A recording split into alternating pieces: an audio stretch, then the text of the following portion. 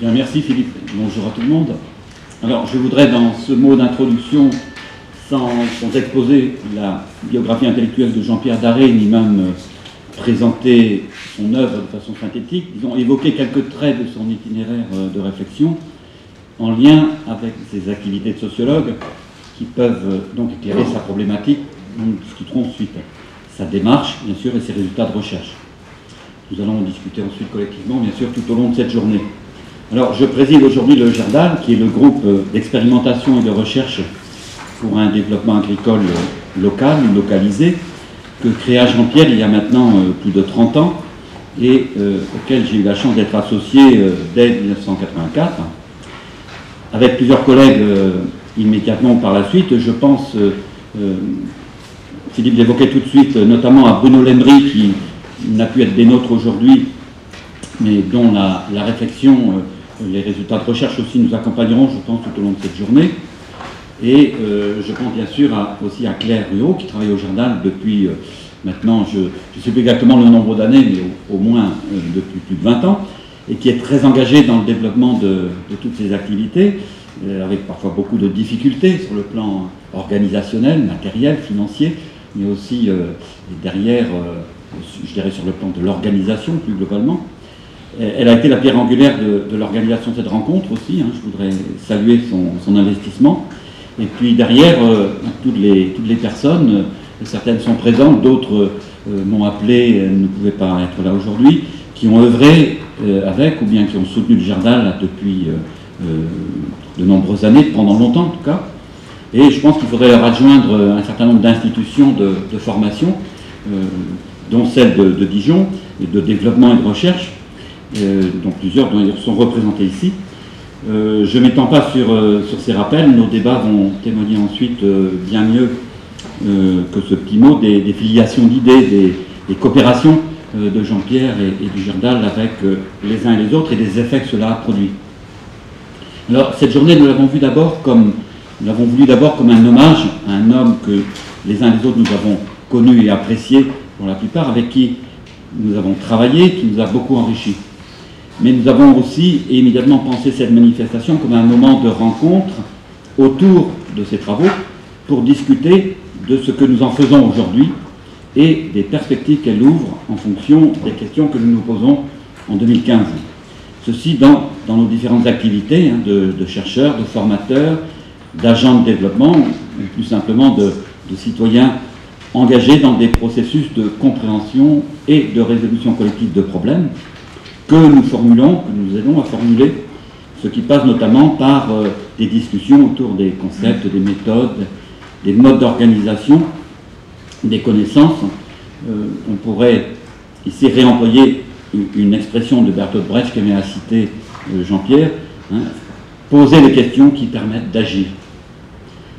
Alors, Jean-Pierre Darré a exercé tour à tour, mais aussi parfois de façon entremêlée, des activités de journaliste, de formateur, de conseiller en formation, de chargé d'études, de chercheur dans le domaine sociologique. Et je dirais d'abord que le cœur de sa réflexion a porté sur les relations entre les pratiques et l'apprentissage de connaissances scientifiques. Comment, pour employer une formule de 1978 de Jean-Pierre, échapper au poids des idées et des modes de pensée dominants. Dans un texte qu'il a écrit en guise de préambule à un autre ouvrage paru en 1996, L'invention des pratiques dans l'agriculture, il soulignait ceci: ma carrière épistémologique, ma biographie épistémologique, pardon, est certes liée à une évolution de carrière, mais elle est surtout le produit de successions d'expériences, de lectures, de dialogues, de confrontations avec les façons de penser des agriculteurs que j'allais interviewer, entre guillemets, observer, accompagner à des réunions et avec qui je discutais un peu partout en France. Et ce, depuis 1962, précisait-il plus loin. Nous avons là des mots, des activités qui fondent sa pensée, lire, observer bien sûr, mais aussi dialoguer, accompagner, confronter à partir des points de vue des agriculteurs. Dans sa carrière de sociologue qui couvre une bonne cinquantaine d'années, il distinguait lui-même 3 périodes. Une première période qui va de 1962 à 1968, il est chargé d'études dans un cabinet de conseil en organisation et d'études de marché, dans un service de psychosociologie. Il accompagne la mise en œuvre de démarches de vulgarisation et de développement agricole. Il résume sa problématique d'alors à travers ces 2 questions. comment améliorer la communication d'entreprises ou d'institutions urbaines avec les agriculteurs, et dans quelles conditions ceux-ci reçoivent-ils les messages, ou en sont-ils plus ou moins influencés. La deuxième période, environ 1968 à 1978, il est formateur à l'AFPA, il réalise des sessions de formation pour adultes, tout en menant une recherche pédagogique dans le cas du monde agricole. Et il travaille à partir de 1976 avec l'Institut de l'élevage, et notamment Nicole Bochet, qui est présente avec nous, alors intitulé ITEB, à partir donc de la question suivante: comment les groupes dominés, en particulier les groupes d'agriculteurs, peuvent-ils augmenter leur capacité à dire leur but, à échapper de façon constructive au poids des idées et des modes de pensée dominants, à critiquer dans leur pratique les raisons du plus fort. Et Jean-Pierre souligne le passage qu'il a alors vécu d'une problématique diffusionniste à une autre que je qualifierais d'interactionniste, c'est-à-dire qui est portée sur la confrontation de connaissances à partir d'un terrain sociologique précis qui est la conduite des troupeaux de vaches laitières. Un terrain, si j'ose dire, peu pâturé en sociologie, parce qu'il portait sur un champ qui va occuper toute son activité ensuite de sociologue, à savoir le travail et les pratiques techniques, donc ici des éleveurs.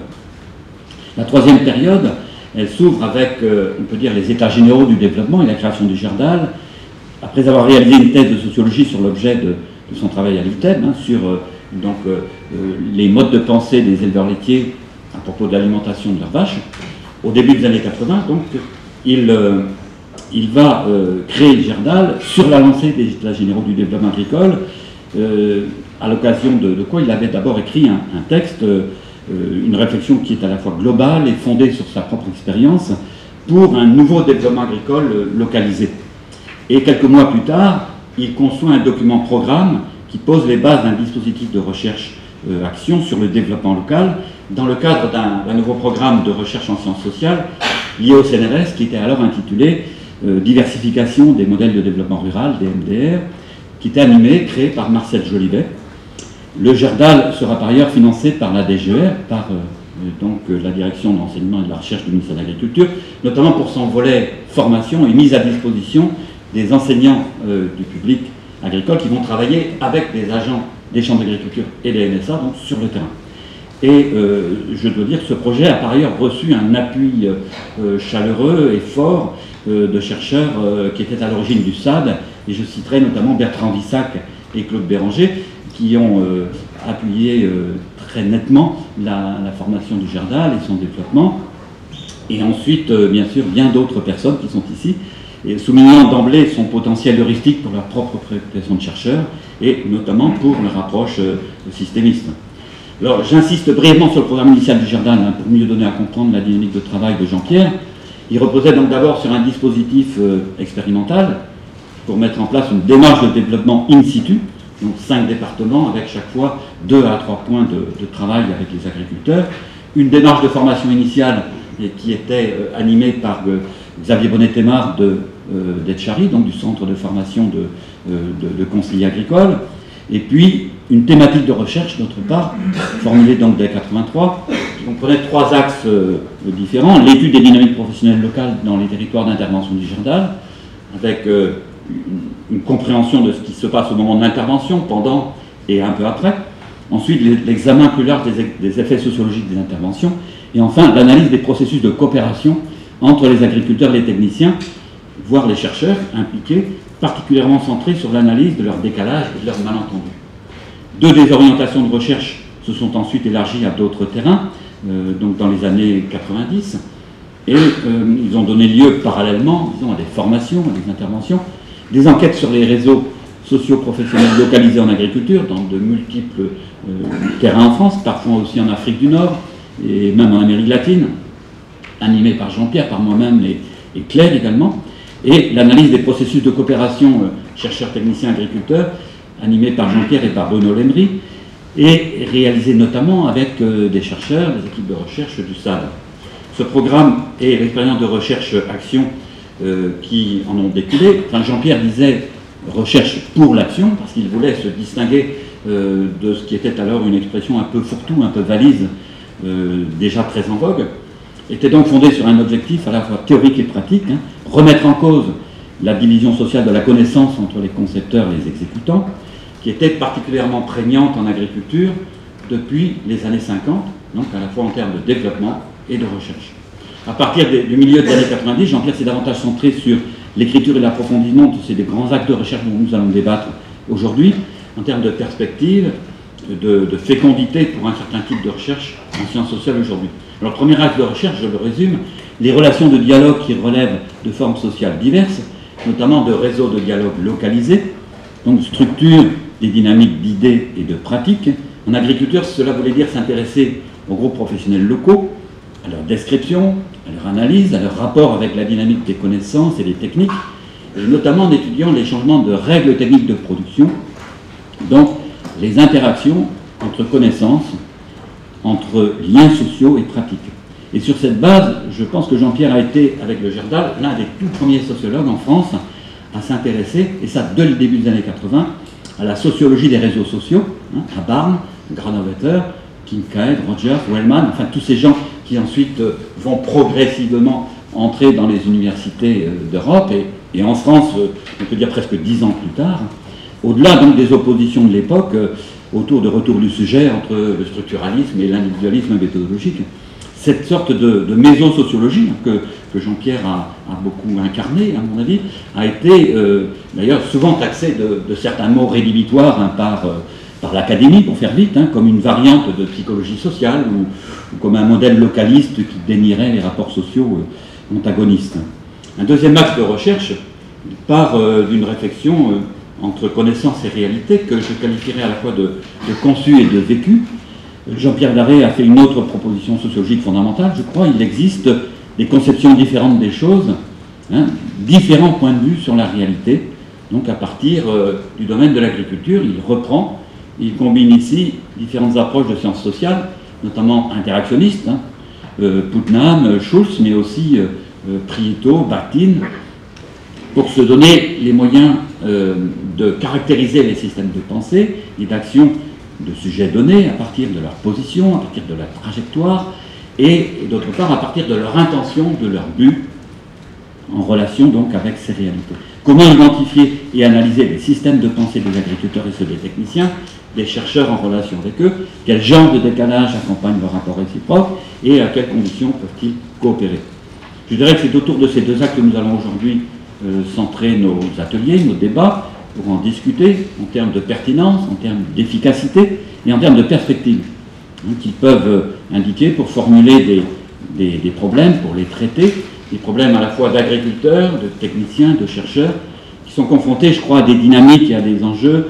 qui sont assez différents de ceux que nous avions en face de nous il y a maintenant 30 ans. C'est sur cette base donc, que nous avons conçu, entre l'équipe du Gerdal et des collègues de l'INRASAD, l'organisation de cette journée en deux ateliers successifs qui vont reposer sur le dialogue donc, entre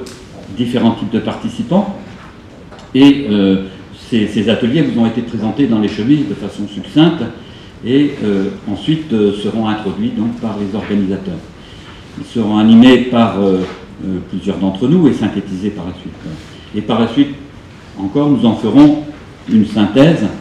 qui sera probablement reprise et diffusée plus tard. Voilà. Donc je laisse la parole maintenant donc à Benoît pour l'INRASAD.